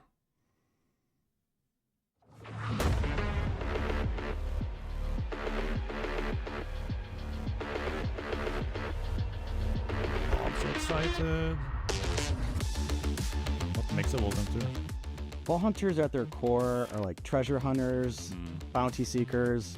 They kind of live on the edge. They're fine taking matters into their own hands, kind of playing that gray space between what's right and what's wrong. Ultimately, they're after a buck or, you know, riches, power, glory, you name it. And they're willing to do what they want to get to it. So a Vault Hunter then is a treasure seeker, but also a Vault Hunter is someone that embraces the chaos that is like the Borderlands and weapons. thrives. It starts with pitches from within the company. Anyone in the company can pitch a Vault Hunter. Oh, that's we cool. play the game so I like much that. that we start to think about what we would want to see in it next. We collect pitches at the company level. We that's a review cool those design. pitches and narrow it down. Sort of like Often Reinhardt we'll take from, elements of multiple Reinhardt from pitches and Overwatch. put them together to make something even more badass. And then it really goes to design. We want them to be somebody that players and ourselves can relate to. We view them very similar to like a hero, like in a comic book is frequently a good reference point for deep us. dive We video want to out get something with all that the feels familiar Vault and Hunters. play as somebody you actually want it to be in real life. You know, it starts with the ideation of trying to, you know, define and decipher what kind of fantasies we want to build for that look players. cool. And then from there, it goes into concept. Concept comes up with Dark a bunch of Paladin, I ideas like that then it. design reacts to. And so from there, you Oh go my on to building God. the character and then actually building the action skill. Wait. You go on to This is cybernetic. This is what is naming and Rush? Was it level 18? No, he's level 50. Tempered lightning, forge drone skill. When Aaron, his name is Aaron, activates his action skill, he spawns a sword forge drone that attacks nearby enemies for a duration, dealing shock melee damage. Activating an action skill while partially... Wait. Activating an action skill while active partially restores the duration of all forge drones. I want to see what that is. That passive skill. Forge Knight. That's such a cool title for a class. building the character and then actually building the action skill. And that's a continuous process see the as you blade? work with animation, effects, audio, seeing if it feels good, if it feels fun. Sometimes it doesn't. You go back and you have to redo stuff. So, you know, Vault Hunters are in constant production over the course of the project, and we will keep tweaking stuff until, you know, code tells us, stop touching stuff, we gotta ship. Yeah, I mean, I think the guiding principle of Borderlands is, in general, is just to be badass. The abilities, the gear, everything, it all has to be the things that our community expects. They can be from any walk of life, they can bring anything to the table, but ultimately they have to be cool and they have to be fun to play. We just approach each character and imagine who they are at their most heightened, in the most insane scenario you could play someone and have them, because they are in the Borderlands, assume it to be the norm. The average day in the Borderlands would be an insane day for any of us. And what would... I wonder if it's a day-night cycle, seeing as the world is open world and you can roam around. Oh, that would be really cool if it's a day-night cycle in it. crazy day look like for someone that lives in this universe? We're always looking for creating new and interesting experiences. We almost always have a soldier and we almost always have a siren, but we're always looking for, what if the siren had spooky dark powers? What if a soldier had a suit that was grafted to his body and he had like extra arms and ligaments to help him in battle? To the team, delivering Vault Hunters that we know players will really love is everything. We want to make sure that we're playtesting, that we're bringing in players that can hit on each of the individual phases that we have through development. For me, that was one of my pillars to the team on this project, was playtest often. Any of these number of things that we have with systems and design, we want to get those in front of players so that they can tell us if we're on base or if we need to go and be a little bit better. We're always looking at the community when it comes to our Vault Hunters to make sure that we're kind of meeting their expectations and then exceeding them, and also surprising them. I assume you're we can home kind now? of infer a lot of what they're feeling, and we can like use that to our advantage to try to play with those expectations. And so when the game comes out, they're still surprised in the wake of all the marketing that comes along with it. Yeah, I'm so excited for the people to be able to actually get their hands on Borderlands 4 and just see how badass this world really is. I mean, it's not only bigger, and I mean bigger by a large extent than any Borderlands we've made, but it's also far more detailed and far more beautiful. We're back, and we're bigger and better than ever. We have so much more abilities, so much more that goes into our Vault Hunters. We have billions of guns. I think that people will be really, really excited about where we're headed in Borderlands 4. Tax the billionaire guns. Story trailer. What is next? Okay, next one is the streamer I have, or the content creator I've picked out. I don't want to misspell his name. Is it crossplay? I assume so. Let's see. Borderlands 4 crossplay.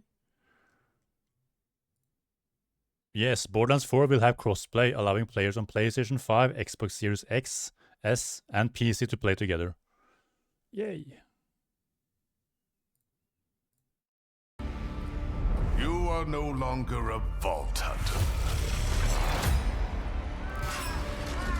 Oh.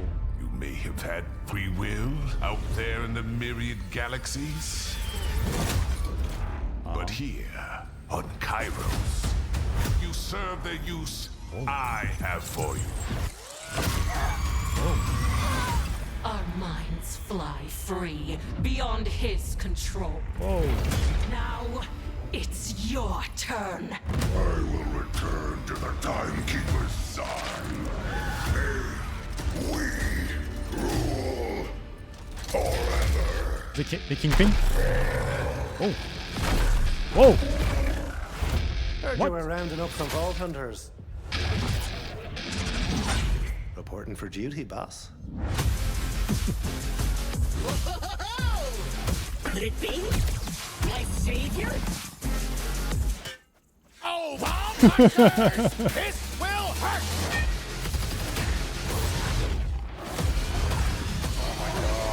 Pod racing! A toast to Who is that? hero. Whoa! Why should you get to be free? All you do is destroy. Whoa! We lead a strike team to the fortress, and then we make him pay. What?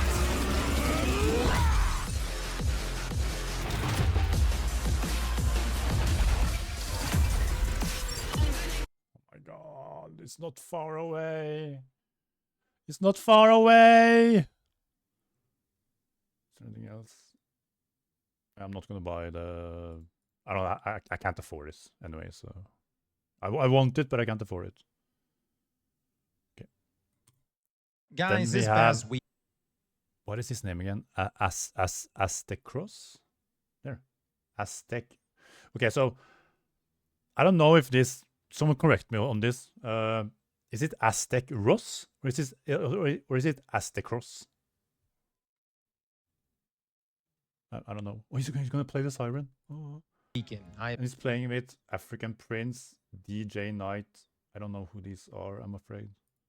I've had the privilege of being introduced to the Borderlands community. And by the way, our mic is going to sound pretty funky because I'm on the travel mic. I'm actually currently in LA right now. The room I'm in right now is also extremely small. So if you hear some echo, I do apologize. With that being said, though, Borderlands has a fantastic community. From the creators that play this game to just dedicated players to the cosplayers. I would argue and say that Borderlands may just have the best set of cosplayers in all of gaming. It was an incredible time, guys. Gearbox spared no expense when it came to the delivery, the stage they set up, and for me, it was a great introduction into this community. With that being said, though, we Look at got all the to play streamers, Borderlands all content 4. And that's creators. really what I wanted to talk about today. Just wanted to give you my first impressions. We will have like an overview video of Borderlands, but let me be very clear about this. If you're looking for like a veteran's take on Borderlands 4, that's fine. I just want to see ain't it, dude. Trust me, there are many other creators and streamers that will be able to give you much better like takes watching you, so and much better I'll comparisons watch you. between Borderlands 4 and previous Borderlands games. I'm very much a noob here. I played Borderlands 3. I didn't hardly play any Borderlands 1 or 2. I know 2 is considered the best. 3 was the one that I really heavily invested in, but pretty much like most of you, I got to end game and then just didn't really find anything else to do. And then that was it. We moved on to other games. Turns out Borderlands 3, after talking to a few people, Moxie included, has in-game. Matter of fact, I was told that they've even added a raid that would give us Destiny players a hard time. So at some point, I will be jumping back into Borderlands 3 just to give that raid content a go.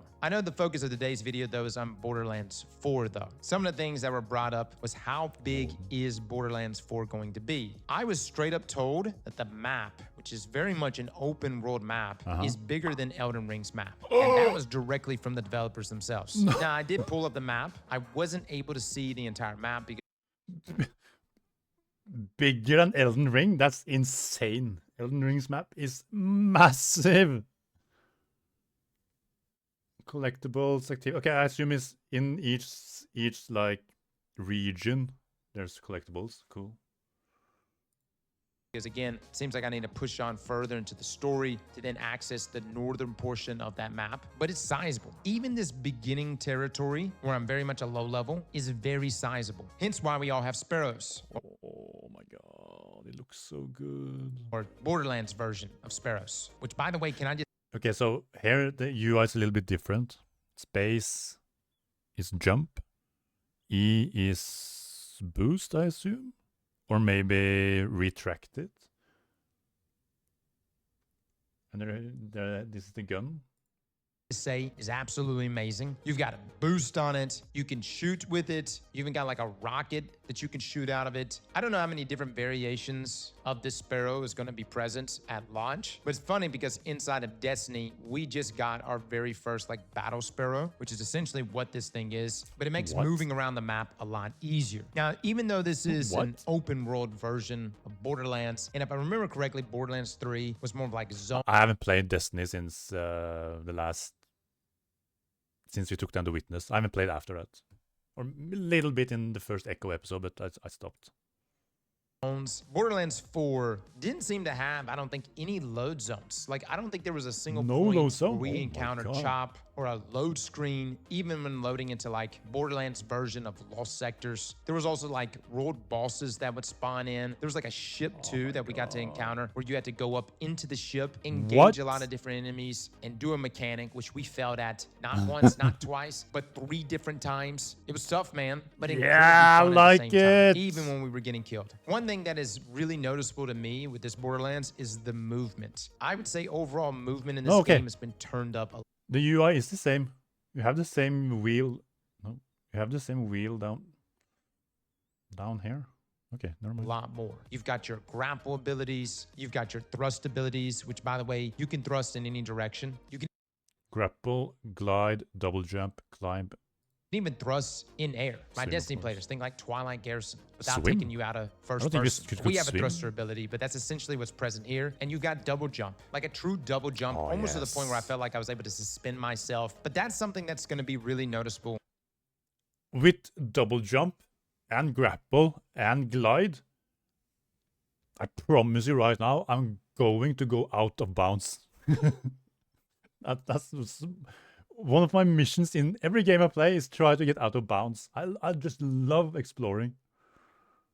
I think to everybody, including returning Borderland players, is that movement, which as a gameplay junkie, I like fast movement. I like the ability to develop momentum. I actually wonder if there's going to be some speedrunning tech inside of Borderlands that's going to allow you to really scoot through missions and speed run. This also adds a lot of verticality. Many of these structures require you to scale, and there'll be things and walls that you can climb on. There'll be grapple points that you can pull yourself on. And so as wide and as big as the map may be, I was really surprised with the places that we could ascend to and also the places we could descend into. Now, I do want to apologize. There's a lot of lingo that I just don't have when it comes to Borderlands games. So if I'm making like a lot of comparisons here between Borderlands and other games, like for instance, calling out one of these places on the map is similar to like a lost sector inside of Destiny. That's just the noob in me, guys. But coming from Destiny, one important thing that every Destiny player asks is how is the gunplay? That's been a staple inside of Bungie games since the Halo days. And my experience with Borderlands gunplay is that it's solid and hysterical. The fact that you got like guns with legs, instead of reloading your weapon, you just throw it at the enemy. Look, it's been years since I played Borderlands 3 and I've kind of like just forgotten everything. But that stuff, man, just cracks me up. Is it over the top? Perhaps, but it's Borderlands style and I very much enjoyed it. But mechanically, I would say that gunplay feels pretty solid. Now, during my limited time playing, I did get a few legendaries, one of which people were calling the Hellwalker is back. Burn. Bam.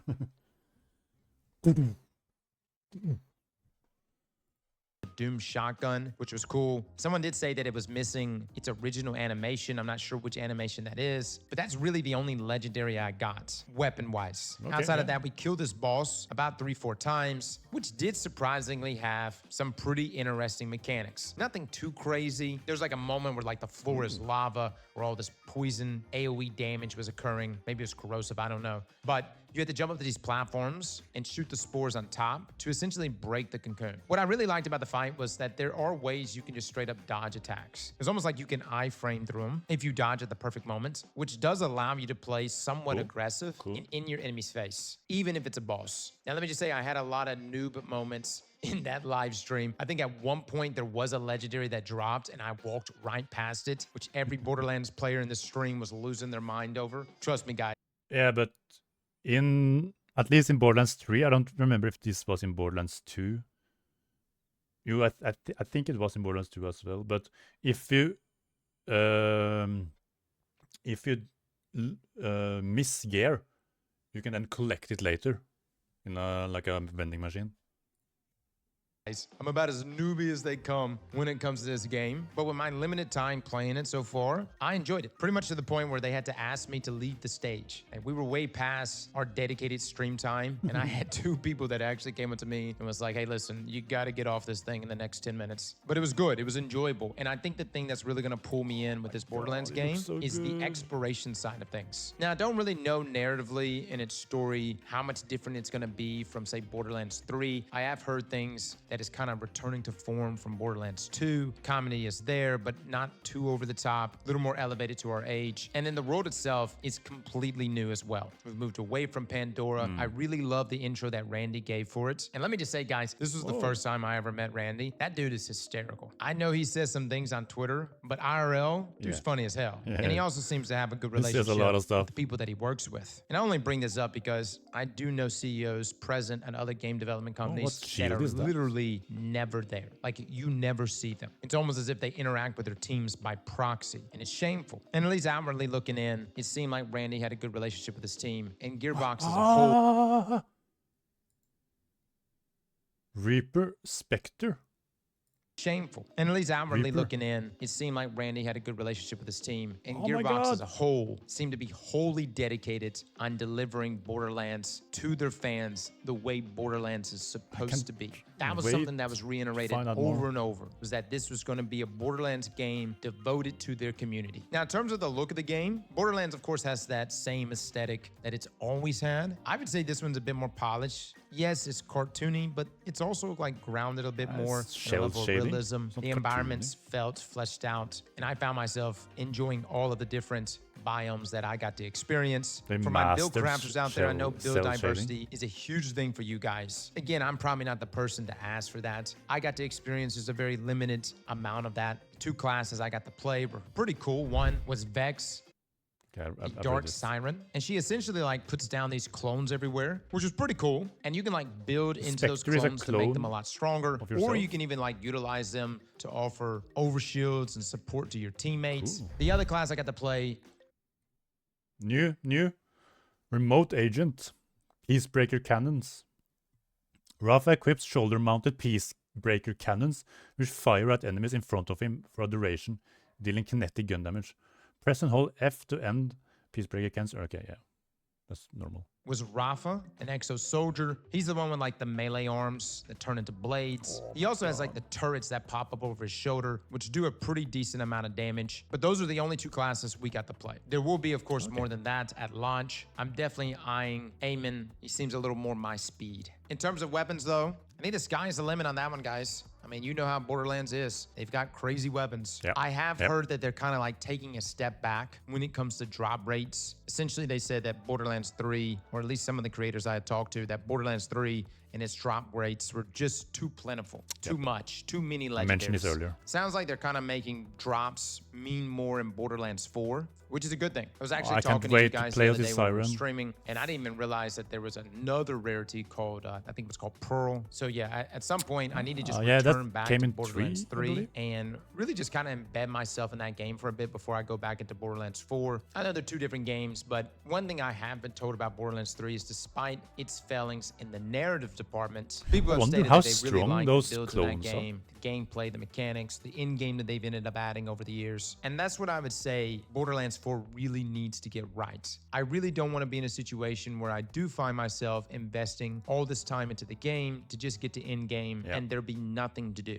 And I know I come from like a place of luxury here. It's like, dude, you get to play video games throughout the day. What about the guy working 9 to 5? It's a very valid point, but it is a reason why I've quit a lot of different games. One being New World. I ran into a similar situation with that one too, where we got to the end. I actually had this conversation all we earlier had left today to do was just farming about world New bosses over and over, and it was just grinding watermarks, which took so many hours, and it was just mind-numbing. And we really didn't get an in-game. Great game, very, but very it came long out too time. early. By the time it came, I'd already moved on. And it's not that I didn't come back to New World, but I definitely didn't come back with the same ferocity that I played when it first initially launched. Borderlands 3, kind of the same way. We dedicated a ton of time to it, then we got to in-game. There really wasn't a whole lot. I love that Borderlands 4 has this seamless open world that's a true co-op experience that I can get a squad of 4 together with. I also love that we seem to get sidetracked by literally everything while trying to do whatever our main objective was, which is exactly what open world games should feel like. You are supposed to get sidetracked. The way open world games should feel is that it should feel open, it should feel like it has endless possibilities, and that you just run into one thing. Perfect example, Zelda, Breath of the Wild. And thus you are first time playing, I'm going to Kakariko Village. Pull that off. I ended up in Vito Village instead. Beyond that, I'm hoping the in-game is going to truly satisfy us. So much and that's fun. something I'm going to be doing pretty much over the next few days, guys,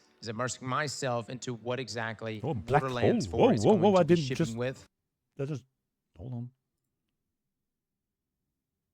Hoping the in-game is going to truly satisfy us. And that's something I'm going to be doing pretty much over the next few days, guys, is immersing myself into what exactly Borderlands 4 is going to be shipping with, what that in-game is going to Is that a entail. siren Because skill? as of right now, man, September Because is these pretty were not- open for me. This is not probably used. a game I'm going to lose many, many hours Or maybe it's to. a And I maybe it's hope a to get grenade. hundreds, if not thousands of hours out of this game. So far, all I can say is that the bones currently feel really good. And I saw a lot of like negativity, particularly in our YouTube stream yesterday. For once ever, Twitch chat was actually more tame than our YouTube chat, but there seems to be a lot of like controversy, comments about many- price of the game. Which it seems like Gearbox has rolled back to being $70 instead of $80. The other controversy was something around like data being stolen or something. I haven't really looked into any of this, guys, but I do want to just mention that at the end of the day, I know we get like really caught up in the sauce when it comes to like games and development cycles, and especially when it comes to Bungie and Marathon. There's been a lot of controversy with that one since the very beginning. Like so much so,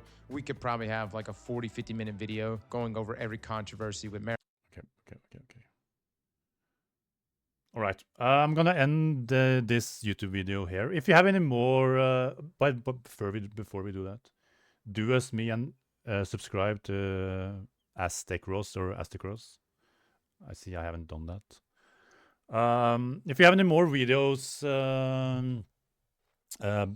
for me to check out, please tell me in the comments below, and I will check it out. Yeah, see you in the next video.